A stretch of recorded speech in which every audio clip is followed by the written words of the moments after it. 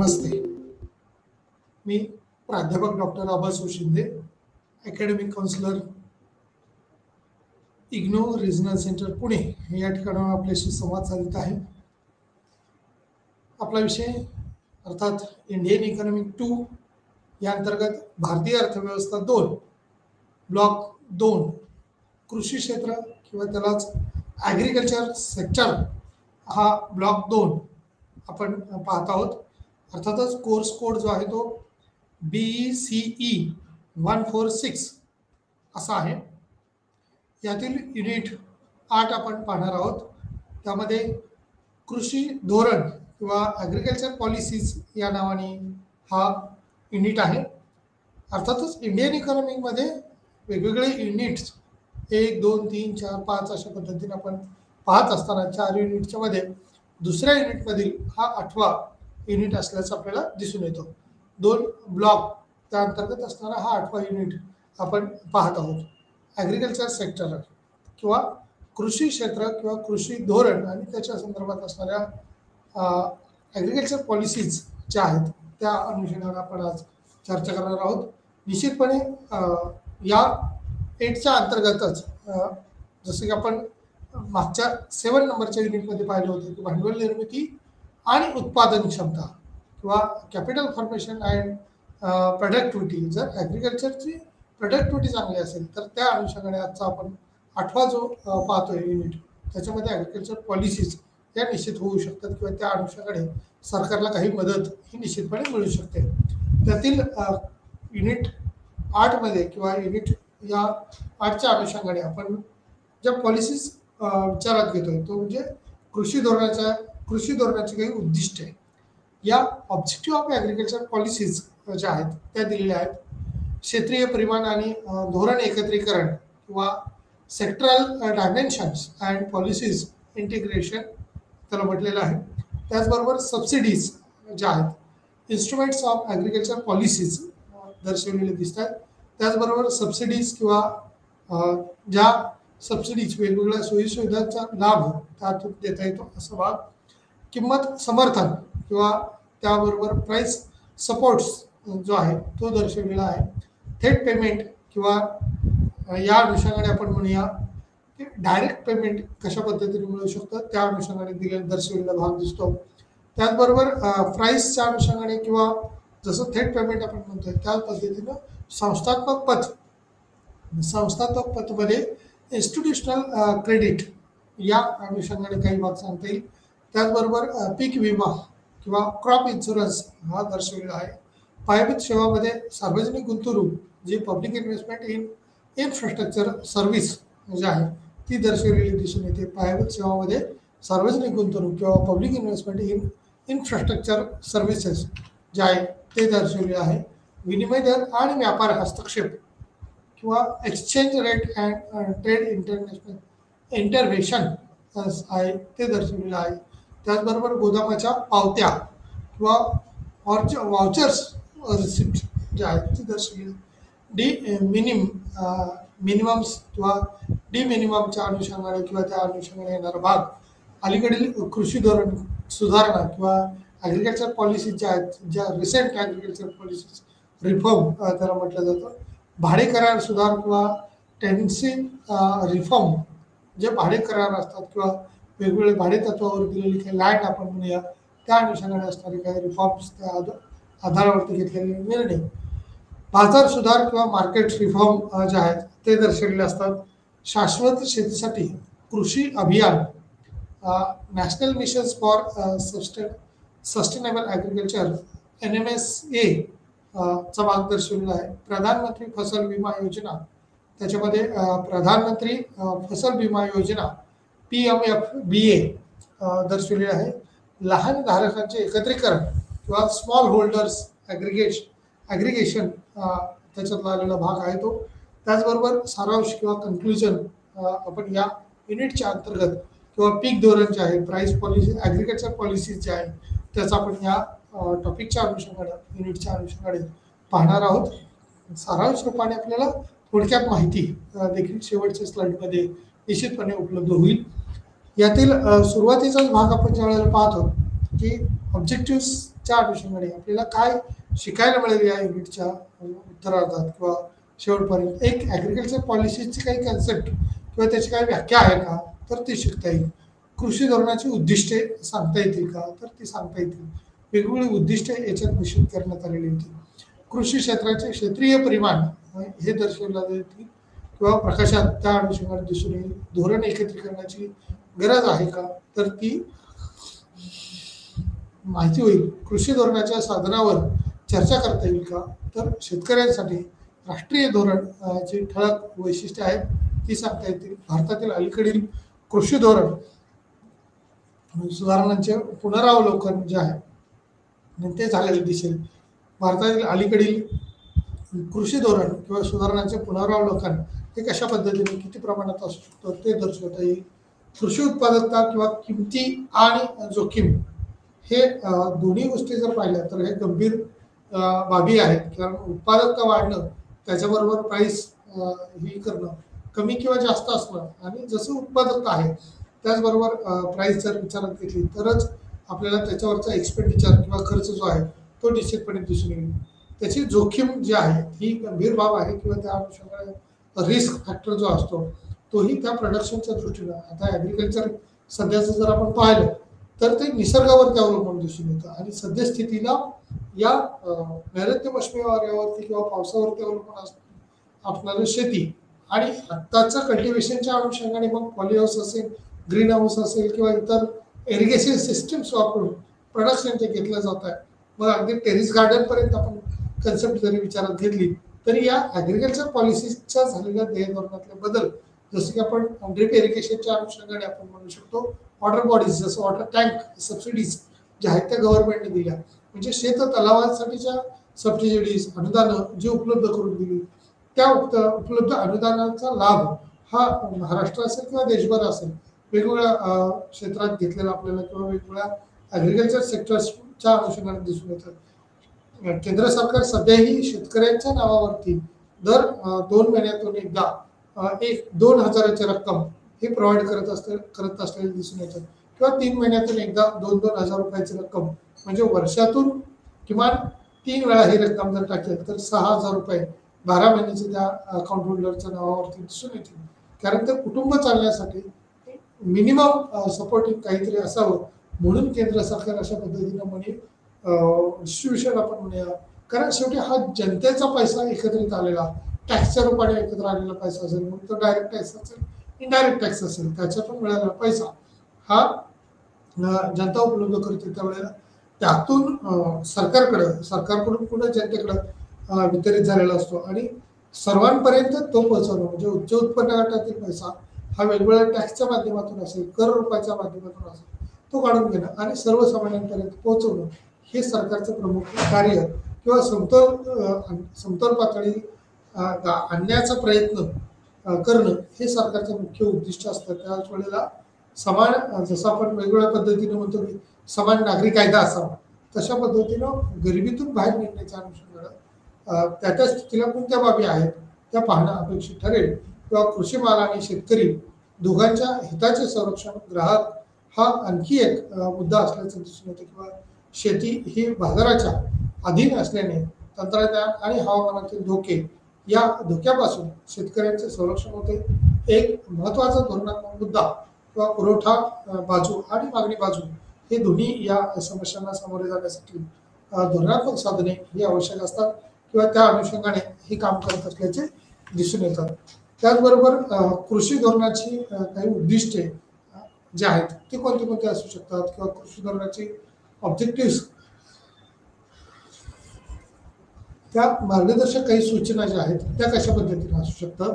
कृषी विकासाशी संबंधित पूर्वनिर्धारित उद्दिष्टे साध्य करणे, हा शेतीशी संबंधित धोरणाच्या समूहासाठी एकत्रितपणे वापरली जाणारी संज्ञा, जमीन धोरण असेल किंवा किंमत धोरण असेल, व्यापार धोरण असेल, पत धोरण असेल, अन्न धोरण असेल इत्यादी कृषी विकासासाठी राष्ट्रीय दृष्टिकोन आणि एक संच किंवा प्रतिबिंबित करते किंवा त्याची अंमलबजावणी करण्यासाठी हा भाग विचारात घेणं अपेक्षित ठरेल.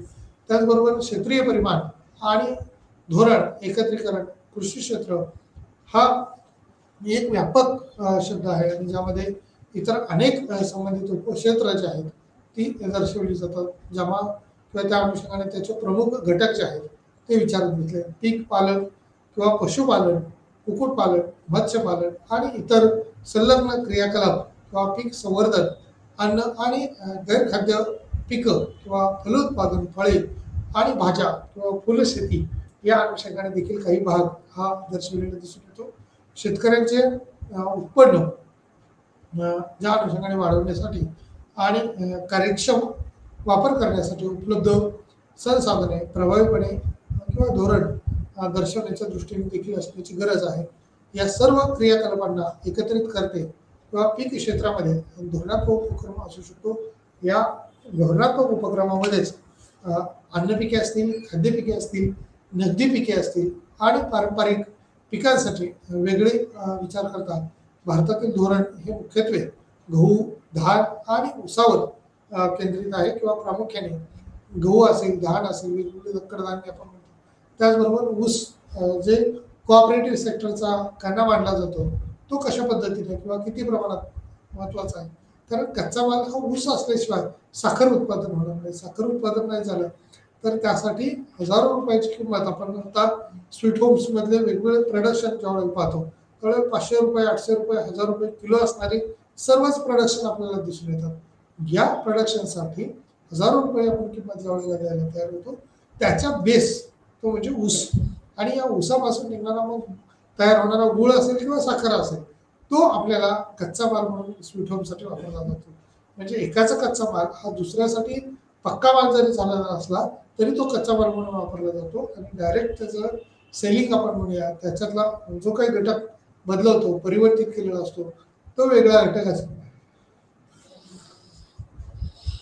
प्रामुख्याने वेगवेगळे पीक पद्धतीची बदललेली आहे.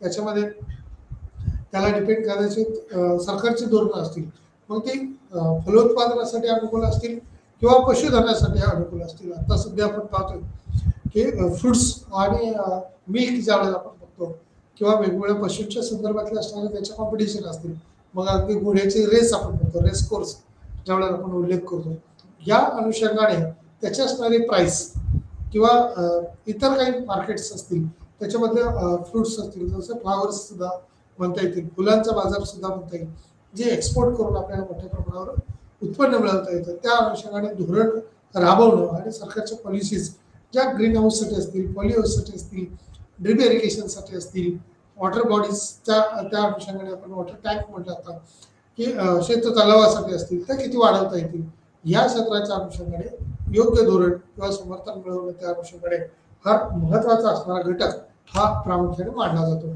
कृषी उपकरणे किंवा त्या अनुषंगाने असणारे पॉलिसीज, इन्स्ट्रुमेंट्स हे अशी माध्यम आहे की ज्याद्वारे धोरणात्मक उद्दिष्टे ही साध्य केली जातात. इन्स्ट्रुमेंटची प्रभावित केवळ लवचिकतेवर अवलंबून नाही तर बदलाचा अवलंब करण्याच्या साधनाचे पण ते कसे वापरले जाते यावर देखील इतर साधनासह संयोजन, धोरण, साधने ही व्यापक असू शकतात किंवा 3 श्रेणीमध्ये वर्गीकृत केलेली दिसतात. प्रथम सार्वजनिक खर्चाशी संबंधित आहे किंवा कृषी पायाभूत सुविधा ज्या आहेत, संशोधन आणि विकास आणि अनुदानित गुंतवणूक यांचा समावेश त्या अंतर्गत किंवा त्या अनुषंगाने झालेला आपल्याला दिसून येतो. या पॉलिसीच्या अनुषंगाने किंवा इन्स्ट्रुमेंटच्या अनुषंगाने माध्यम आहेत किंवा ज्याद्वारे धोरणात्मक उद्दिष्टे ही साध्य केली जातात. इन्स्ट्रुमेंटचे प्रभावित वापर केला जातो आणि लवचिकतेवर भर दिलेला असतो किंवा त्या अनुषंगाने त्याचे बदल हे दर्शवलेले असतात. सबसिडीच्या अनुषंगाने कृषी अनुदान हे 2 प्रकारचे असते. एक गुंतवणूक अनुदान असेल किंवा इनपुट सबसिडी जे असतील त्या खाजगी गुंतवणुकीला प्रोत्साहन देण्यासाठी गुंतवणुकीवर सबसिडी दिली जाते आणि त्या अनुषंगाने त्याचे भाग किंवा त्याचे बदल हे पाहिलेले आपल्याला दिसून येतात.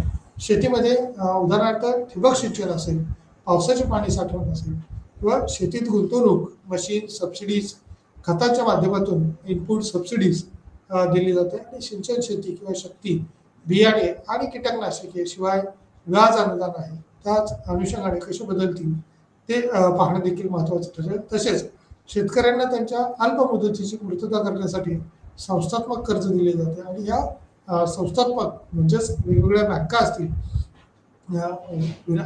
संस्थात्मक किंवा बिगर संस्थात्मक ज्या वेळेला आपण म्हणतो त्यावेळेला बिगर संस्थात्मकमध्ये सावकार असेल, नातेवाईक असेल किंवा इतर माध्यमातून घेतलेले पतसंस्था असतील त्यांच्याकडून घेतलेलं कर्ज हे बिगर संस्थात्मक स्वरूपाचं असतं.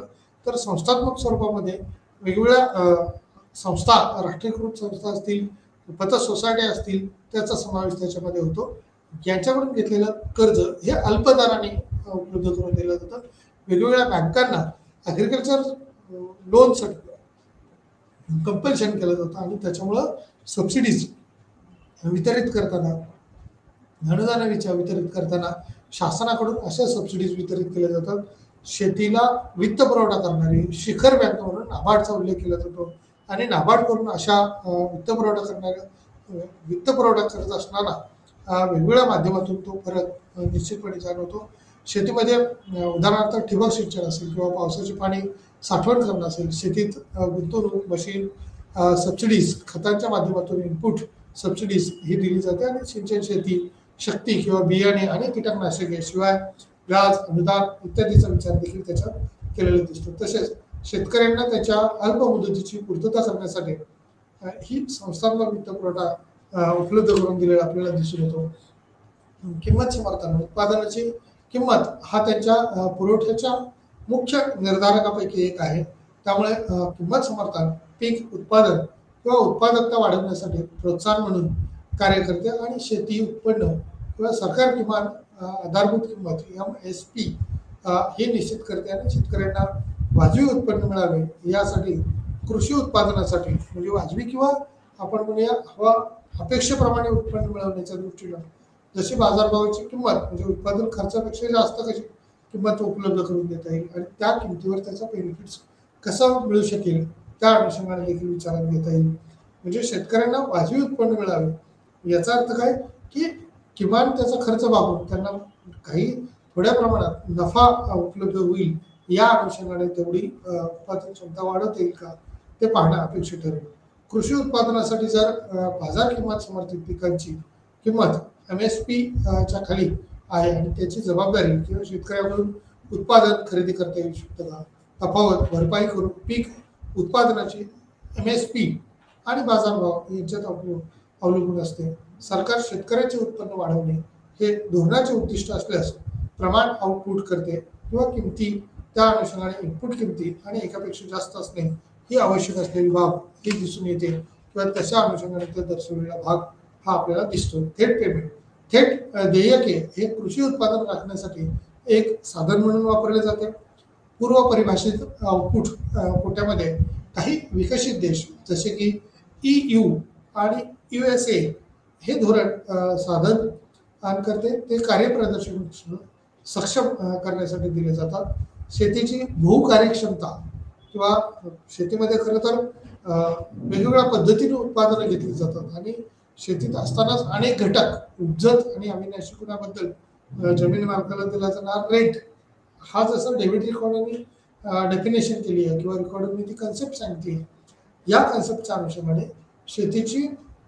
शेतीत असणारे नैसर्गिक इतर अनेक गुण आहेत आणि त्या गुणाच्या आधारावरती आपण एकूणच एन्व्हायरमेंटच्या अनुषंगाने सुद्धा बघतो की वेगवेगळे मग दऱ्या डोंगर असतील, मग पाण्याचा भाग असेल, भूगर्भात असणारे वेगवेगळे घटक असतील, त्या सर्वांचा संच हा जमिनीच्या अंतर्गत असू शकतो. त्याच्यामुळं बहुकार्यक्षमता जी आहे ती भूमीमध्ये आहे आणि जमिनीचं त्यासाठी संवर्धन करणं, जलस्रोतचा विचार करणं हे देखील तितकंच महत्त्वाचं आहे. नैसर्गिक पर्यावरण आणि जैवविविधतेचे संरक्षण, सुरक्षित आणि उच्च गुणवत्तेच्या अन्नाची तरतूद ही देखील जमिनीकडून केली जाते.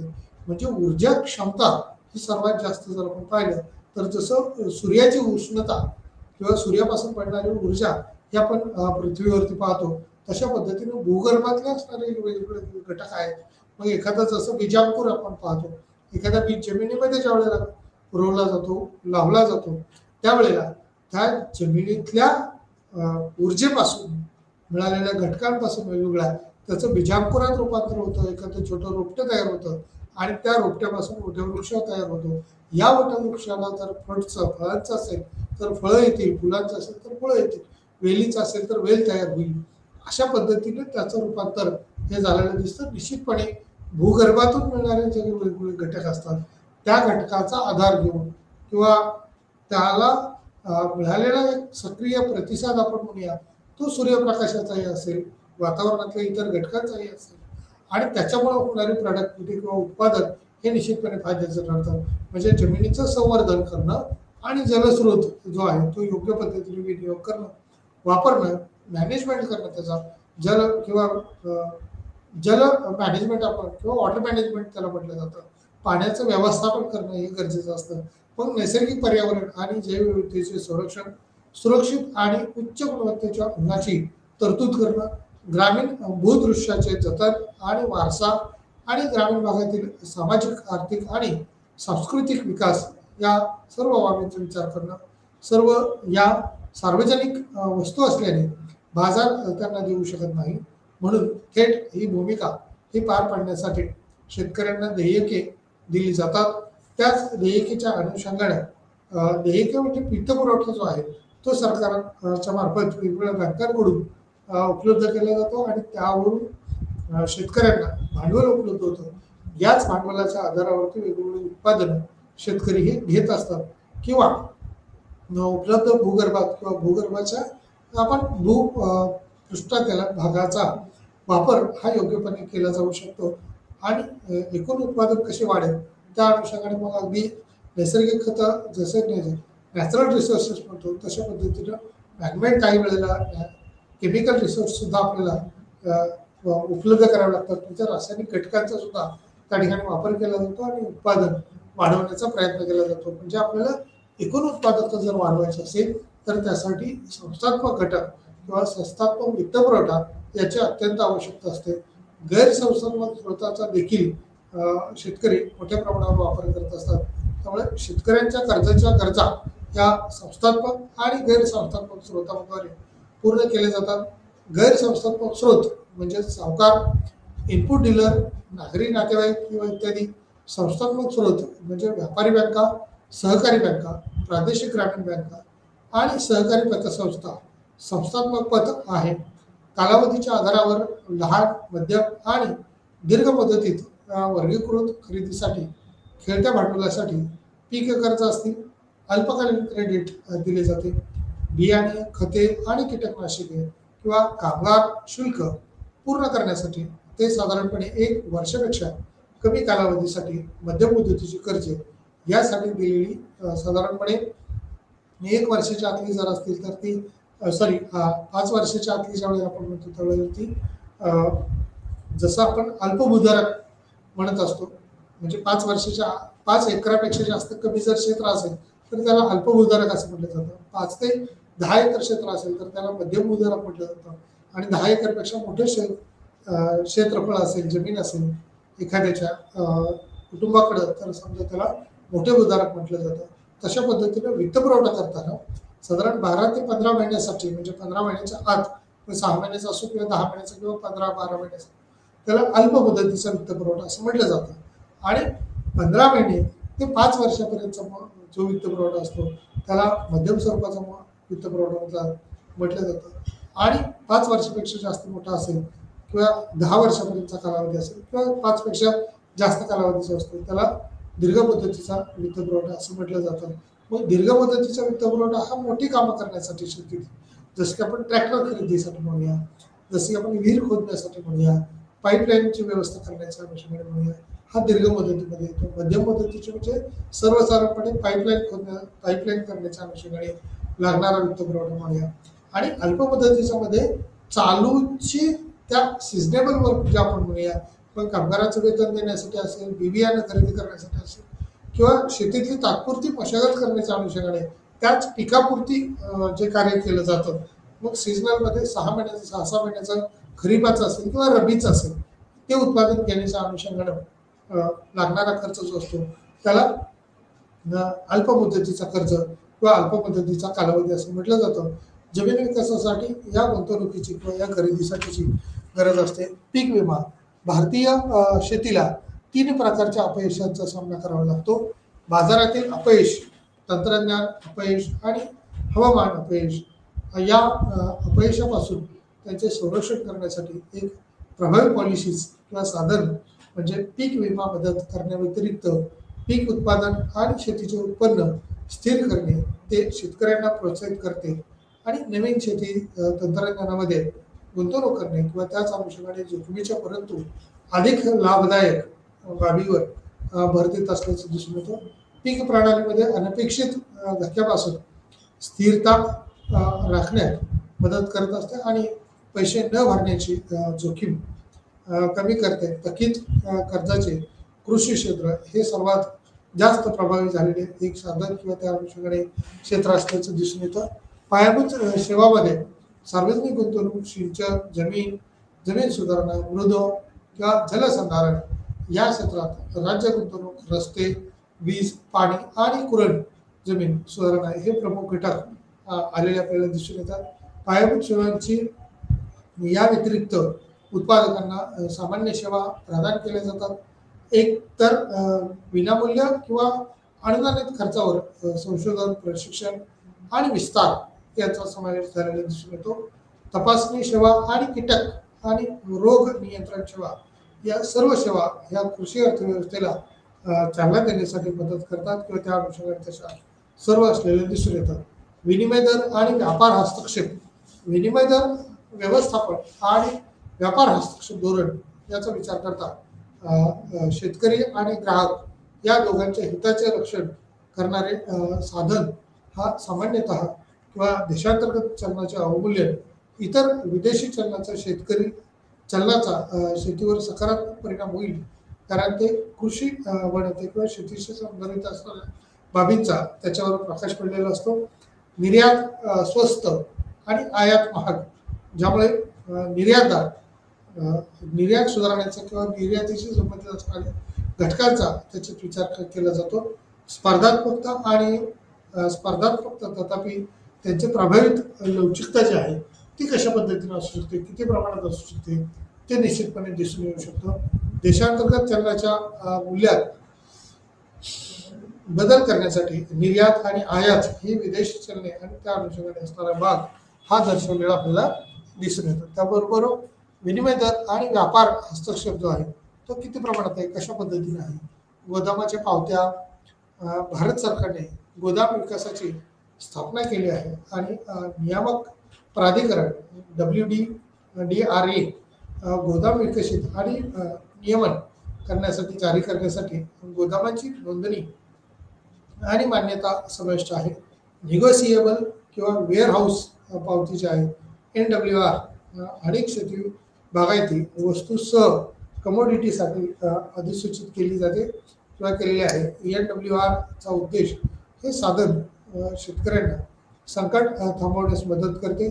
त्यांच्या उत्पादनाची विक्री ही शेतकरी आपले उत्पादन WDRA मध्ये जमा करू शकतात किंवा मान्यताप्राप्त गोदाम जे त्याला NWR जारी करते, जे नंतर म्हणून वापरले जाऊ शकते किंवा बँकेकडून कर्ज घेण्यासाठी तारण म्हणून त्या ठिकाणी दिला जातो. आता हा तारण प्रकार हा सुद्धा खूप महत्त्वाचा आहे कारण गोदामात किंवा गोदामाच्या अनुषंगाने शेतकऱ्याच्याकडे ज्यावेळेला उत्पादन असतं त्यावेळेला तयार झालेलं उत्पादन हे मार्केटलाच गेलं पाहिजे लगेच असं होत नाही. काही वेळेला ते स्टोअर केलं तर त्याची किंमत काही कालावधीनंतर वाढणारी असते.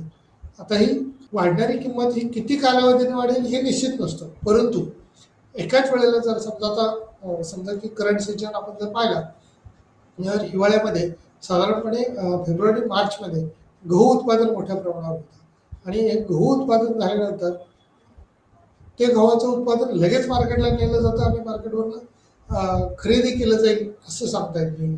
त्यामुळं एकाच वेळेला जर सर्व गहू उत्पादन मार्केटमध्ये आलं तर त्याची मागणी ही तेवढ्या प्रमाणात असणार नाही.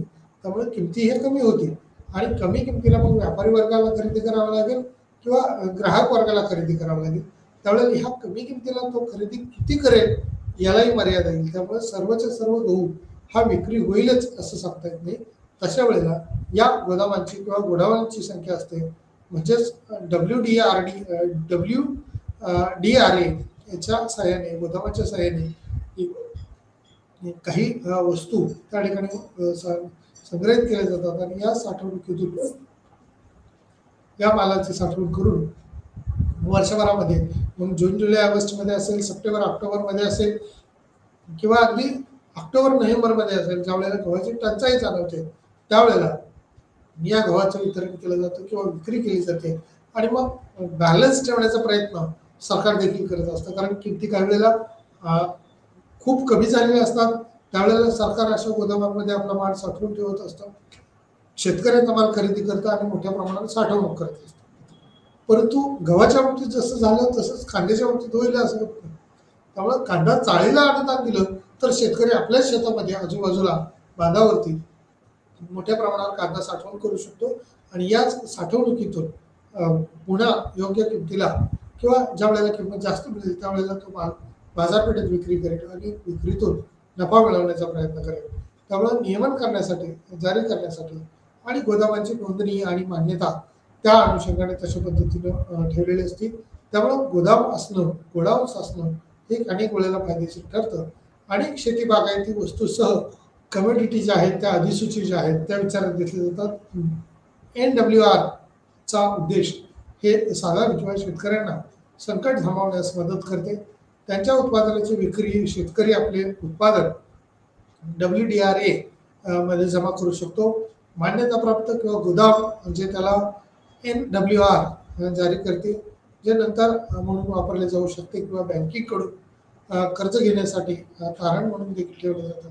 तारण पावतीच्या आधारावरती अशा वित्तपुरवठा मोठ्या प्रमाणावर होऊ शकतो. डी मिनिमस म्हणजेच WTOच्या अंतर्गत जर विचार केला तर अंतर्गत कृषी करार AOA, ॲग्रिकल्चर OAA असं म्हटलं, म्हणजे देशांतर्गत समर्थनाचे वर्गीकरण करते आणि शेतीचे दोन प्रकार आहेत, व्यापार विकृत आणि गैरव्यापार विकृतच्या साठी व्यापार किंवा विकृत समर्थन ते मर्यादा सेट करते आणि ज्याच्या पलीकडे समर्थन नाही किंवा परवानगी आहे किंवा डी मिनिमस हा देशांतर्गत समर्थन विकृत व्यापाराचा संदर्भ देतो. सबसिडीज जे एखाद्या सदस्य देशाद्वारे त्याच्या शेतीला दिली जाऊ शकते, हा शेतीला चालना देण्यासाठी वापरलेले महत्त्वाचे धोरण साधन आहे, त्यात समाविष्ट आहे. किंवा विना उत्पादन विशिष्ट अनुदाने जे की जसे की खते, बीज, सिंचन, बियाणे, क्रेडिट इत्यादी विकसित देशामध्ये डी मिनिमस सपोर्ट आहे किंवा त्या अनुषंगाने त्याच्यातला परतावा हा दर्शवलेला आपल्याला दिसून येतो. अलीकडील कृषी धोरण किंवा शेतकऱ्यांसाठी राष्ट्रीय धोरण NPF 2007 एक सर्वांगीण दृष्टिकोन प्रदान करते आणि कृषी विकास किंवा यामध्ये शेतकऱ्यांच्या आर्थिक उन्नतीवर लक्ष केंद्रित करण्यात आले आहे आणि केवळ कृषी उत्पादनावर अवलंबून न राहता शेतकरी हा शब्द शेतकरी किंवा त्या अनुषंगाने मजुरामध्ये पण शेतमजूर असतो किंवा भूमिहीन शेतमजूर असतो, ज्याच्याकडे थोडी शेती आहे तोही स्वतःची शेती करतो आणि शेतीत इतर ठिकाणी मजुरी म्हणून काम करत असतो. त्याचबरोबर ज्याच्याकडं फक्त शेतीत काम करण्याचं स्किल असू शकतं किंवा सांगेल ते काम करता येऊ शकतं, परंतु प्रत्यक्षात स्वतःची जमीन नसते, त्याला भूमिहीन शेतमजूर असं म्हटलं जातं. मजूर म्हणून शेतीच्या कामात ही सक्रिय असणं, त्याच अनुषंगाने असणारे वेगवेगळे घटक जे आहेत ते वितरित करणं आणि त्यातून उत्पन्नाचे स्रोत कसे वाढवता येईल. मग आपल्याकडची असणारी जमीन काही वेळेला मोठा शेतकरी असेल त्यावेळेला तो जमीन कसण्यासाठी देतो किंवा स्वतःला जमिनीत काम करता येत नाही, एखादी छोटी मोठी नोकरी असतो, व्यवसाय असतो, त्यावेळेला त्या व्यक्तीला स्वतःची जमीन असते परंतु शेती करण्यासाठी वेळ नसतो आणि त्यावेळेला ती जमीन ही इतर जे कोणी शेती करण्याचे इच्छुक आहेत, म्हणजे शेती कसण्यास तयार आहेत, करण्यासाठी तयार आहेत, त्यावेळेला अशा उत्पादनावरती तो आपल्याला काही खंडरूपाने रक्कम हा शेतमालकाला देत असतो.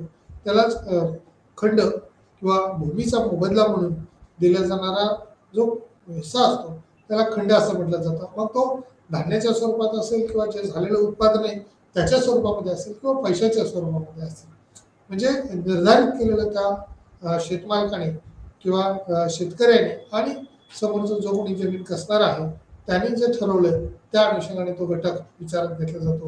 म्हणजे भाडेकरू, कुक्कुटपालन आणि पशुधन त्या अनुषंगाने इतर कोणतीही व्यक्ती किंवा मासेमारी, मधमाशी पालन किंवा बागकाम असेल यासारख्या संबंधित कृषी कार्यात हे गुंतलेलं आपल्याला दिसून येतो किंवा त्या अनुषंगाने तसा बदल हा दिसून येतो.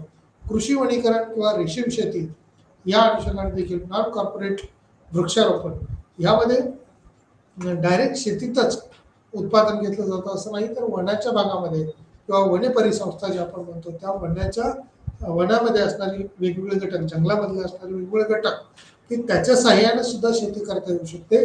कारण तिथला लाकूडफाटा असेल, वनस्पती असतील, फळं असतील, ते विकून गावामध्ये असेल किंवा शहरामध्ये असेल त्याच्यातून उत्पन्न मिळवता येतं. विशेष करून रेशीम शेतीचा ज्यावेळेला विचार केला जातो त्यावेळेला या रेशीम शेतीतून मोठ्या प्रमाणावर उत्पादन हे महाराष्ट्रासारखं राज्य असेल, कर्नाटकसारखं राज्य असेल ते मिळवत असताना दिसून येतं.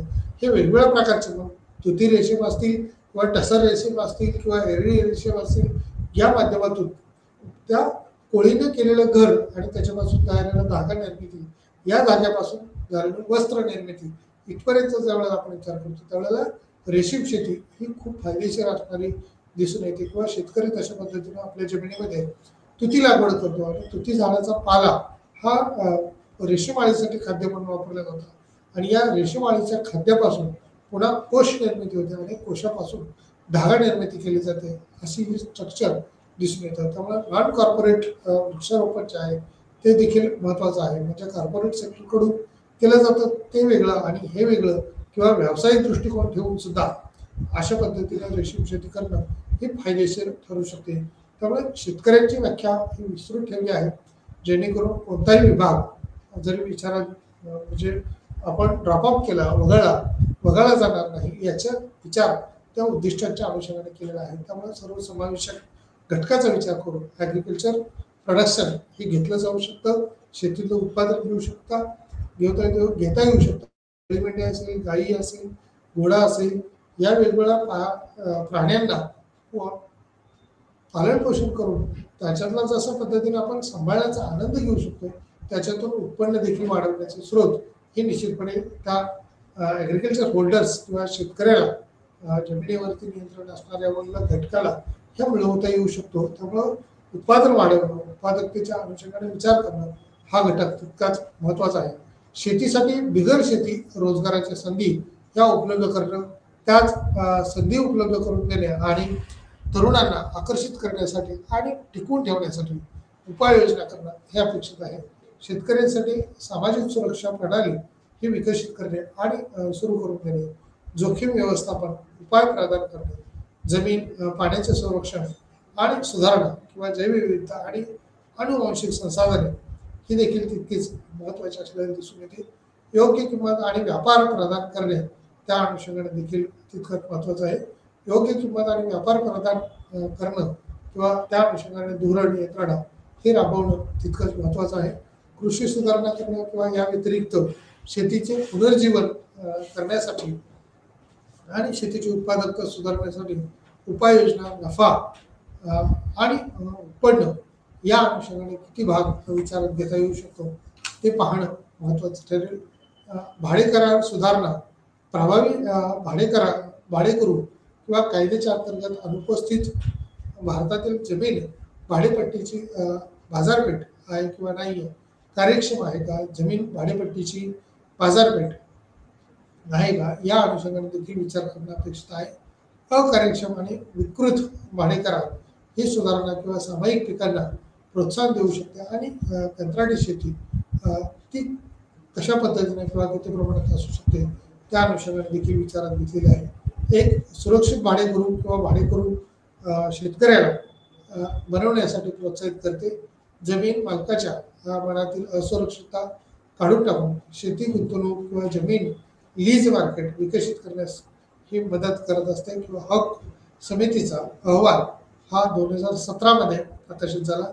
त्यांनी लँड बँक या नावाने स्थापना करण्याची सूचना केली किंवा विशिष्ट जमीन ही भाडे करारावर जी दिली जाते त्याला लँड बँक असं म्हटलंय, कारण त्याच्यातून परतावा आपल्याला मिळत असतो, ज्यामध्ये जमीन मालक त्याच्या ठेवी ठेवू शकतात किंवा जमिनीचे पार्सल जे नंतर शेतकऱ्यांना भाड्याने दिले जाऊ शकतात आणि त्या अनुषंगाने विचार हा होऊ शकतो. एक सुरक्षित भाडेकरू किंवा भाडेकरू शेतकऱ्याला बनवण्यासाठी प्रोत्साहित करते आणि जमीन मालकाच्या मनातील असुरक्षितता काढून टाकून शेती गुंतवणूक जमीन लीज मार्केट ही विकसित करण्यास मदत करणे, हक समितीचा अहवाल किंवा 2017 मध्ये लँड बँक स्थापन करण्यासाठी सूचना केल्या आहेत आणि त्या अनुषंगाने किंवा ज्यामध्ये जमीन मालक त्यांच्या ठेवी ठेवू शकतात, जमिनीचे पार्सल जे नंतर शेतकऱ्यांना भाड्याने दिले जाऊ शकते किंवा त्या अनुषंगाने तसे बदल हे दर्शवलेले आपल्याला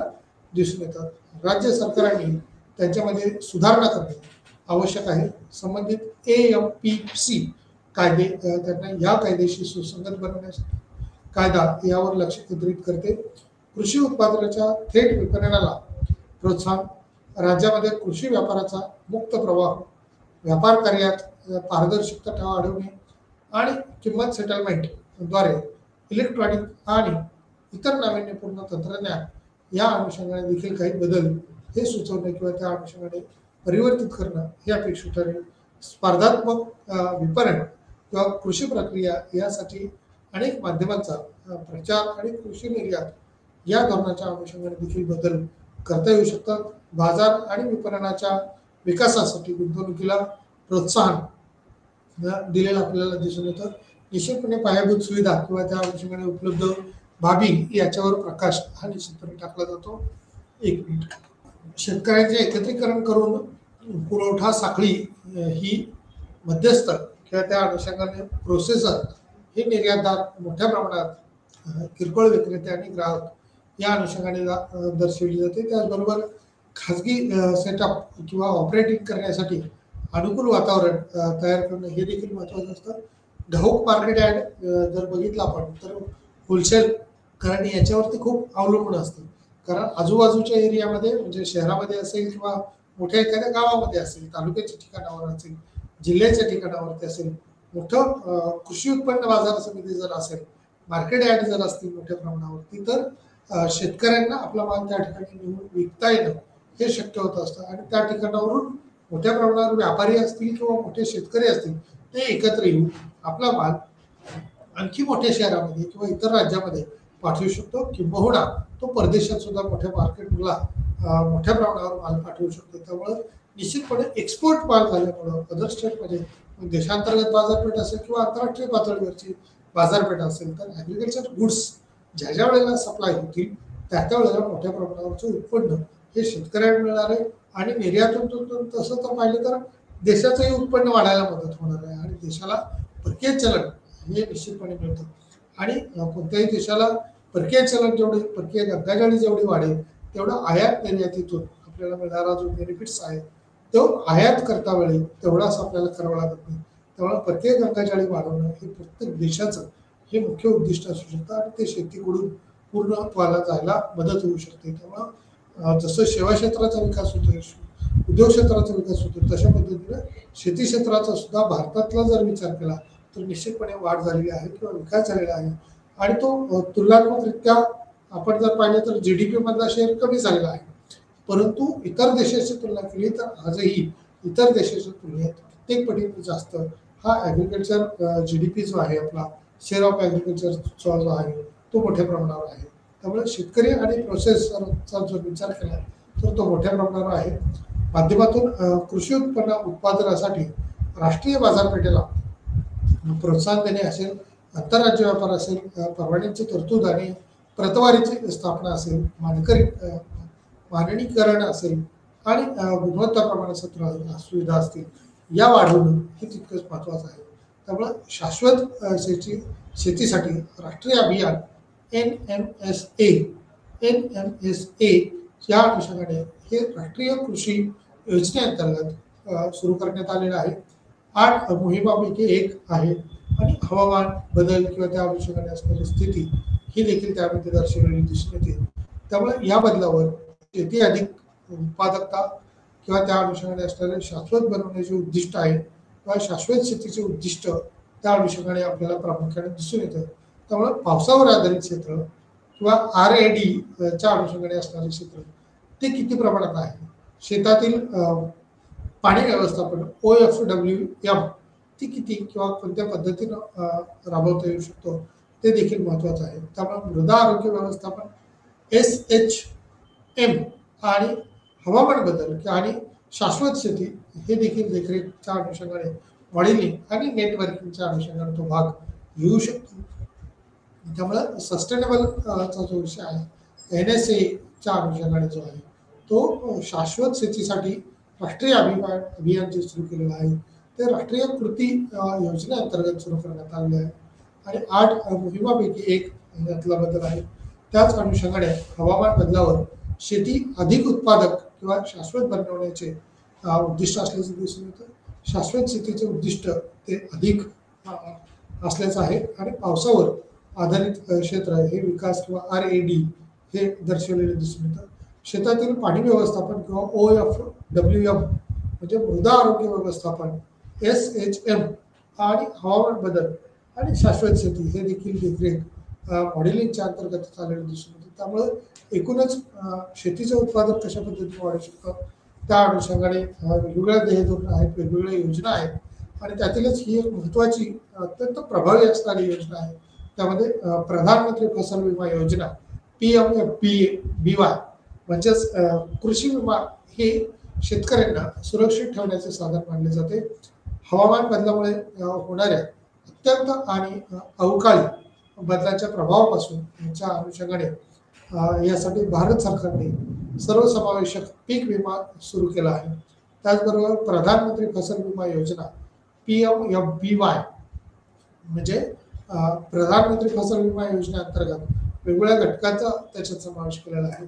विमा संरक्षण आहे आणि आर्थिक सहाय्य प्रदान करणे आहे. परिणामी कोणतेही अधिसूचित पीक निकामी झालेले शेतकरी, नैसर्गिक आपत्ती, कीटक आणि रोग किंवा शेतकऱ्याचे उत्पन्न स्थिर करणे, शेतीत त्याचे सातत्य सुनिश्चित करणे आणि शेतकऱ्यांना दत्तक घेण्यास प्रोत्साहित करणे किंवा त्या अनुषंगाने नाविन्यपूर्ण आणि आधुनिक कृषी पद्धती या अनुषंगाने काही विमा हा परतावा किंवा त्या अनुषंगाने पूर्व निर्धारित करणं हे अगत्याचं ठरेल, अपेक्षित ठरेल. प्रधानमंत्री फसल विम्याच्या अंतर्गतच कृषी विमा जसं आपण वेगवेगळ्या पद्धतीने त्याची सुरक्षित हमी देणं ही शासनाची जबाबदारी असलेली दिसून येते.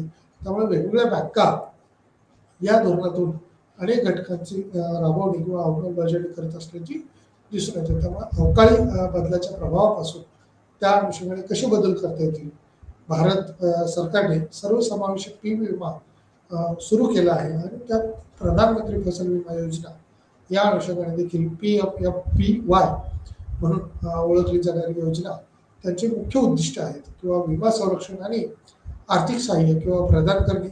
परिणामी कोणतेही अधिसूचित पीक निकामी झाल्यास शेतकरी, नैसर्गिक आपत्ती, कीटक आणि रोग किंवा शेतकऱ्यांचे उत्पन्न स्थिर करणे, शेतीत त्याचे सातत्य सुनिश्चित करणे, शेतकऱ्यांना दत्तक घेण्यास प्रोत्साहित करणे म्हणजे गावाच्या गावं त्या ठिकाणी मग वेगवेगळ्या अधिकाऱ्यांना असेल किंवा सरकार तशा पद्धतीने दत्तक स्वरूपात घेतं आणि वेगवेगळ्या बँकांना सुद्धा तशा पद्धतीने तिथला विकास करण्यासाठी वेगवेगळे अर्थसहाय्य कसे पुरवता येईल त्या दृष्टीनं प्रयत्न करत असल्याचं दिसून येतं.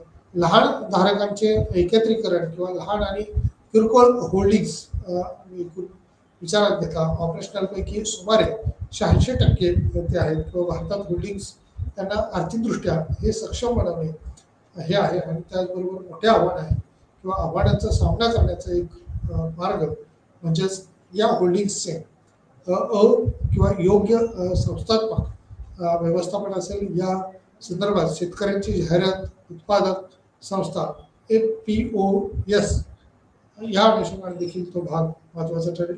एक महत्त्वाचा उपक्रम त्याच अनुषंगाने दर्शवलेला आहे.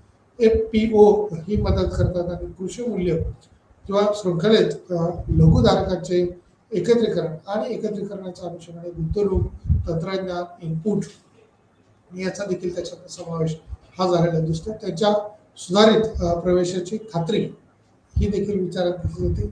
बाजार किंवा शेती उत्पादक गट तयार करू शकतात आणि स्वतःची नोंदणी करू शकतात किंवा भारतीय कंपनी कायदा त्याच अनुषंगाने असणारी स्मॉल फार्मर्स ॲग्री बिझनेसेस असेल, स्टेटमेंट्स असेल हे कार्य करते आणि या POच्या अनुषंगाने असेल निर्मितीला प्रोत्साहन देण्यासाठी नोडल एजन्सीज किंवा FPO ही शेतकरी म्हणून स्थापित केलेली असलेला संस्थात्मक भाग किंवा त्या अनुषंगाने असणारे घटक ही दिसून येतील. यातील हा प्रधानमंत्री फसल विमा योजना जी आहे ते अत्यंत प्रभावीपणे किंवा अत्यंत महत्त्वाचे असलेले दिसून येते. यातला विमा संरक्षण आणि आर्थिक तरतूद विशिष्ट पद्धतीचं ज्यावेळेला शेतकरी उत्पादन घेतात, म्हणजे समजा आपण उदाहरणासाठी बनाना प्रोडक्शन घेऊया, केळी उत्पादन जर आपण विचार केला तर त्या केळीच्या क्षेत्राचा विशिष्ट विमा हा काढलेला असतो.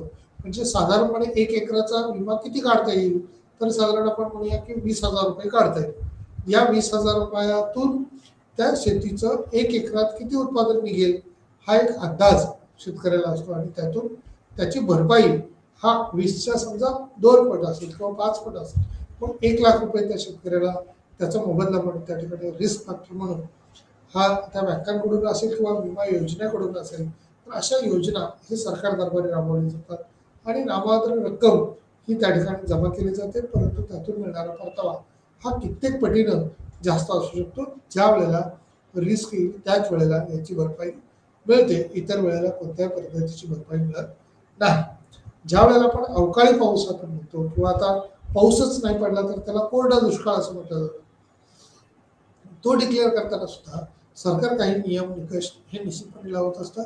या निकषाच्या आधारावरती सरकारकडून अपघाती स्वरूपाच्या घटना ज्या वेळेला घडतात, शेतकऱ्यांच्या दृष्टीने शेतकऱ्यांच्या आत्महत्या असतील, यासाठी सरकार काही मदत निधी हे उपलब्ध करू शकतं का, तो किती प्रमाणात करू शकतो.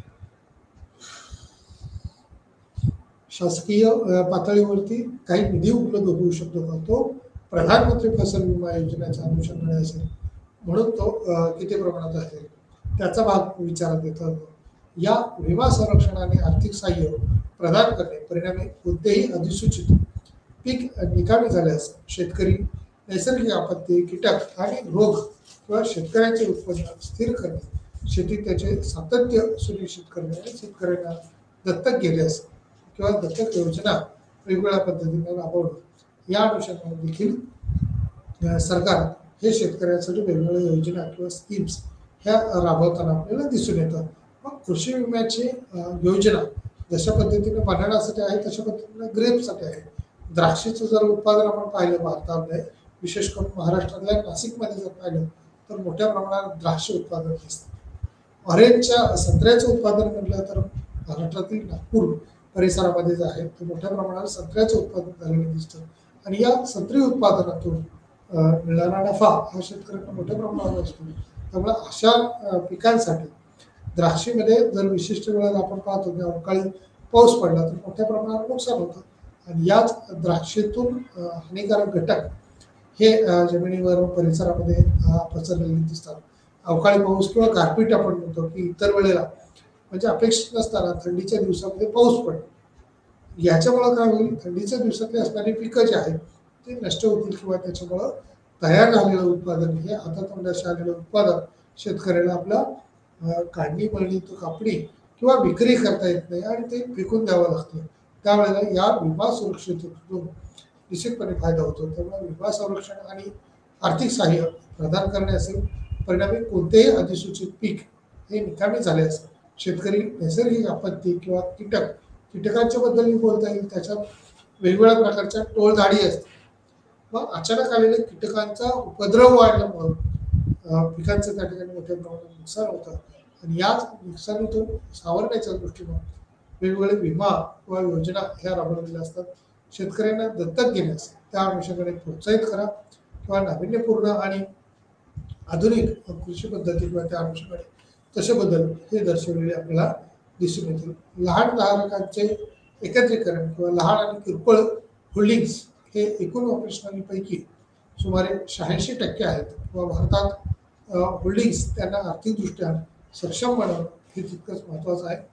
त्याचबरोबर आव्हान हे दर्शवलेले दिसून येते किंवा आव्हानाचा सामना करण्याचा एक मार्ग म्हणजे या होल्डिंग्सचे अयोग्य संस्थात्मक व्यवस्थापन असेल. या संदर्भात शेतकऱ्यांची जाहिरात, उत्पादकता किंवा संस्थात्मकता या अनुषंगाने देखील बदल हा दर्शवलेला दिसतो. त्यामुळे महत्त्वाचा घटक त्या अनुषंगाने देखील विचारात घेतलेला असतो. FPO मदत करतात किंवा कृषी मूल्य शृंखलेत लघुधारकांचे एकत्रीकरण आणि गुंतवणूक तंत्रज्ञान इनपुट आणि त्यांच्या सुधारित प्रवेशाची खात्री त्या अनुषंगाने देखील बाजार शेती उत्पादक गट तयार करू शकतात आणि स्वतःची नोंदणी करू शकतील किंवा त्या अनुषंगाने भारतीय कंपनी कायदा स्मॉल फार्म्स ॲग्रिकल्चर बिझनेस कन्स्टिट्यूटिंग हे कार्य देखील केलं जातं. FPOच्या निर्मितीला प्रोत्साहन देण्यासाठी नोडल एजन्सीज FPO हे शेतकरी म्हणून स्थापित केले जाऊ शकते किंवा त्या अनुषंगाने काही भाग हा निश्चित दर्शवलेला असतो. कन्क्लुजनकडे आपण येत असताना कृषी धोरण किंवा इतरांसह 3 पैलूवर लक्ष केंद्रित करणे आवश्यक आहे. एक, पुरेशा उत्पादनासाठी प्रोत्साहन देणं किंवा मुबलक प्रमाणात उत्पादन निघावं, कारण ॲग्रिकल्चर प्रोडक्टिव्हिटी जसं आपण पाठीमागच्या पॉईंटमध्ये पाहिलं तसंच ते शेवटमध्ये पाहिलं होतं. याच्यात 8 मध्ये आपण तो बदल करणं अपेक्षित आहे. त्या अनुषंगाने उत्पादनासाठी प्रोत्साहन देणं, एक सुरक्षित संसाधन आधार म्हणून निर्माण करणं, सुरक्षितता असणं त्यात महत्त्वाचं आहे. आणि तिसरा घटक म्हणजे बाजारात सुलभ प्रवेश किंवा दोन्ही उत्पादक आणि घटकांना बाजार प्रवेशाची सुलभता उपलब्ध करून दिली तर निश्चितपणे या शेतीची उत्पादकता वाढणं किंवा ॲग्रिकल्चर पॉलिसीज ज्या ठरवलेल्या आहेत त्या पॉलिसीच्या अनुषंगाने निघालेलं उत्पादन हे पुरेसे उत्पादन असेल, प्रोत्साहन त्यांना देणं अपेक्षित आहे या पॉलिसीतून. तिथून त्याचबरोबर सुरक्षितता असणं महत्त्वाचं आहे, कारण कोणत्याही वेळेला आपण पाहतो की अवकाळी पाऊस असेल किंवा इतर हानिकारक घटक असतील शेतकऱ्यांना की ते उत्पादन होऊ शकत नाही, अपुरं पाणी असेल, पण जलसिंचनासाठीच्या सुविधा राबवून असेल, बाजारात सुलभ प्रवेश म्हणजे कोणत्याही मार्केटमध्ये इम्पोर्ट एक्सपोर्ट करण्यासाठी जसं आपण आता पाहतो की काही वेळेला कांद्यावरती निर्यात बंदी असते आणि मग ही बंदी असल्यामुळं शेतकऱ्याला आपला माल परदेशात विकता येत नाही आणि न विकता आल्यामुळं त्याच्यातून मिळणारं उत्पादन हे तेवढ्या प्रमाणात मिळत नाही. मग एक्सपोर्ट केला तर जास्त बेनिफिट होईल, पण सर्वच वेळेला होईलच असं होत नाही, सर्वच प्रोडक्शनच्या बद्दल होईलच असं होत नाही. परंतु ज्या वेळेला परकीय बाजारात चांगली किंमत मिळत असेल त्यावेळेला निश्चितपणे आपल्या शेतकऱ्याचं उत्पादन हे वाढलेलं असतं, व्यापारी वर्गाचं उत्पन्न वाढलेलं असतं, ट्रान्सपोर्टिंगला त्या ठिकाणी उत्पन्न मिळत असतं. त्यामुळं एकूण ॲग्रिकल्चर गुड्स वाढवणं, त्याला प्रोत्साहन देणं, सुरक्षितता निर्माण करणं आणि मार्केटमध्ये मुवेबिलिटी जे आपण म्हणतो बाजारातला प्रवेश तो उपलब्ध करून देणं, पॉलिसी साधने असू शकतं किंवा पैलूचे निराकरण करण्यासाठी डिझाईन केलेले किंमत, समर्थन आणि अनुदान या 2 महत्त्वाच्या बाबी आहेत.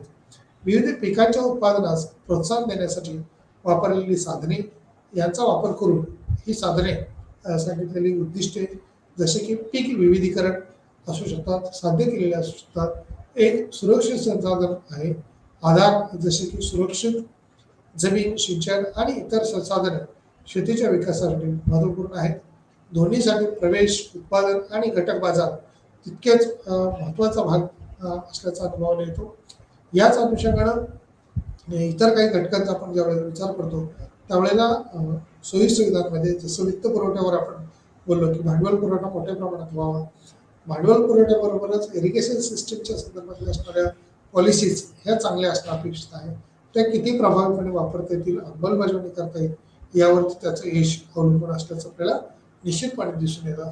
त्यामुळं या देशाच्या विकासामध्ये शेतीचा वाटा हा निश्चितपणे उत्पादनात GDPच्या अनुषंगाने वाढेल आणि आर्थिक विकासाला निश्चित मदत होईल. अशा पद्धतीचा हा युनिट 8 आपण या अनुषंगाने पाहिलेला आहे. या ठिकाणी आपण थांबूया.